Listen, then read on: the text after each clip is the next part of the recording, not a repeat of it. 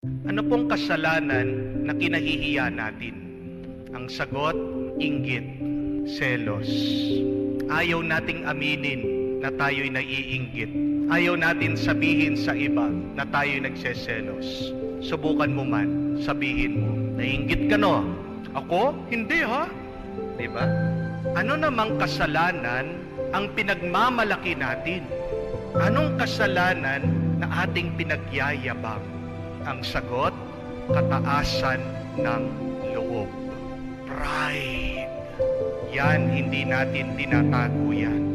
Pag may pride tayo, pag meron tayong ayaw na patawarin, makikita mo, sa itsura pa lang, nakataas ang ilong, hindi namamansin, tahimik, napakalamig ng trato sa iba. Pride. Yan hindi natin tinatago. Pinagyayabang natin. Kaya nga, kayabangan ang tawag natin sa kasalanan yan. Ano sa dalawa ang mas madaling gamutin? Yung selos, yung inggit. Mas mahirap gamutin ang pride. Mas mahirap gamutin ang kataasang loob, ang kayabangan. Amen? And why is it very difficult to heal pride? Kasi, una, ayaw niyang tanggapin na meron siyang pagkakamali.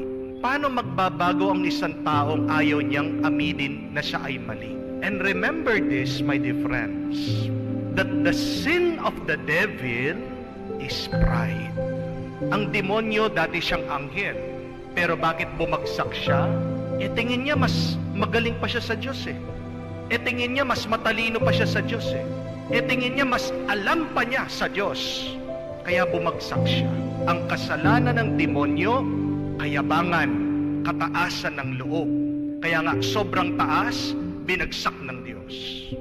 At sabi po nila ito, the devil has no knees. Walang tuhod ang demonyo. Anong ibig sabihin nun? Dalawa. Pag walang tuhod, hindi ito makakayuko. Pag walang tuhod, hindi ito makakapagdasal. Kaya nga, tingnan niyo po, the connection of prayer and humility. A prayerful person is a humble person. Ang isang taong mapagkumbaba, isang mapagdasal, palaging nananalangin na tao. Kaya nga, pag buhay na buhay ang demonyo sa isang tao, buhay na buhay ang pride sa kanya, hindi magdadasal yan. Malayong mananalangin yan. At hindi niya aaminin na mayroon siyang masamang ginagawa. Mahirap pakitunguhan ang mga ganyan na tao. Kaya naiintindihan niyo, sino para sa Diyos doon sa kwento natin ang mas banal?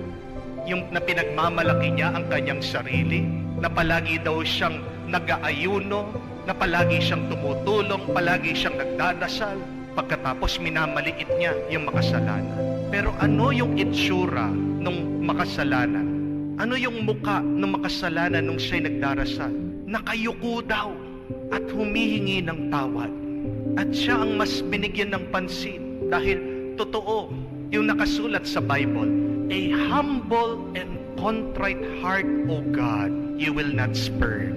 Hindi pwedeng hindi pakinggan ng Diyos ang isang pusong nagsisisi at nagpapakumbaba kesa sa isang pusong nagmamalaki at nagmamalinis. Mahirap gamutin ang pride, pero pwedeng gamutin. Hindi ibig sabihin mahirap, imposible. Difficulty does not mean impossibility. Yun lang nga kailangan mong gawin ng paraan. May paraan. And what are the ways? Maraming paraan. Para po sa akin, may 3 paraan. Gamot para sa pride. Una, we need an example of humility. Pag wala kang sinusundan sa pagpapakumbaba, hindi ka magiging mapagkumbaba. Amen? Because we learn by example. Tandaan niyo po yan. Ano po yung sabi ni San Antonio? Actions speak louder than words. Mas malakas mangusap ang gawa ng tao at mas naiintindihan ng tao, mas tumatagos sa puso ng tao yung gawa, yung totoong buhay. yung karanasan. Kesa doon sa puro salita, wala naman laman.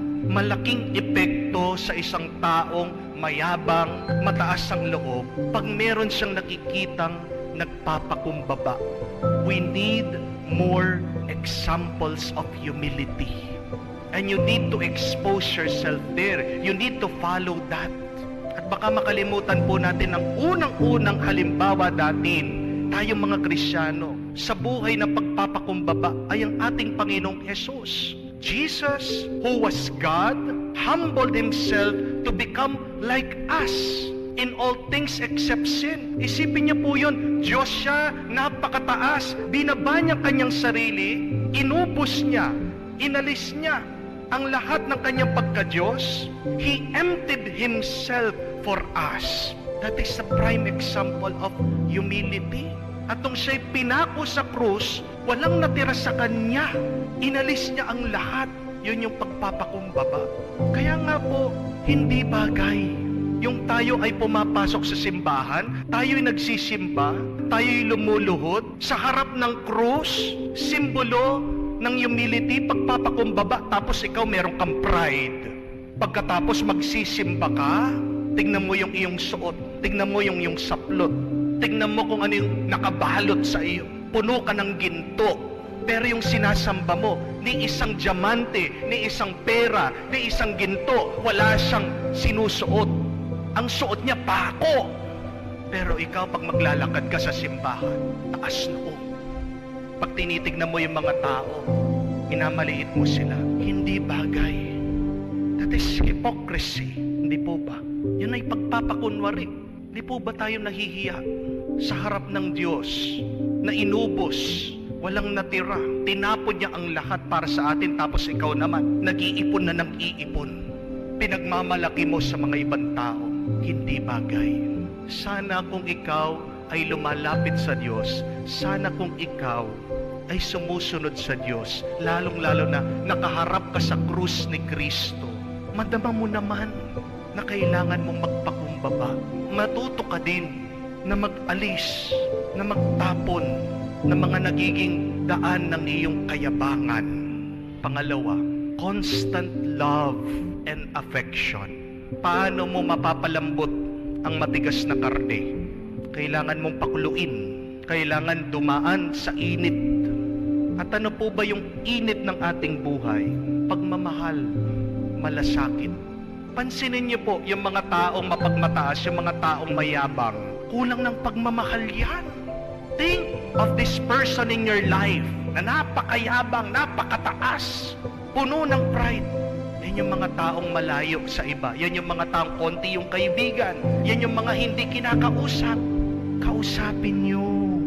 Kahit na nakakainis sila, padama natin ng pagmamahal, ng pagkalinga. Kaya lalong nagiging matigas ang puso ng mga yan, dahil walang nagpapalambot ng pagmamahal. Gusto mong magbaba ang mga nandun sa napakataas. Yayain mo sila, sumama, makiisa, mahalin mo sila. Constant love and affection will slowly burn pride. Pangatlo, at kahuli-hulihan, God will make a way for the proud to be humble. Yan yung sinasabi sa ating gospel. Ang mga nasa taas ay ibababa, ang mga nasa baba, ang Diyos, itataas niya. Sinong gagawa nun? Tayo? Hindi. Ang Diyos, siyang gumagawa. Huwag kang mag-alala. Ang trabaho mo lang, magmahal ka. Pero pabayaan mong Diyos siyang gagawa ng paraan. Magpapakita yan ng karanasan. May ipaparanas yan sa kanila. Ibababa sila. The lowly will be exalted, and those who extol themselves, God will humble them. God will make a way. Anong gagawin natin? We continue praying. And sabi ko nga, ang mga palaging nagdarasal, sila ang mapagkumbaba.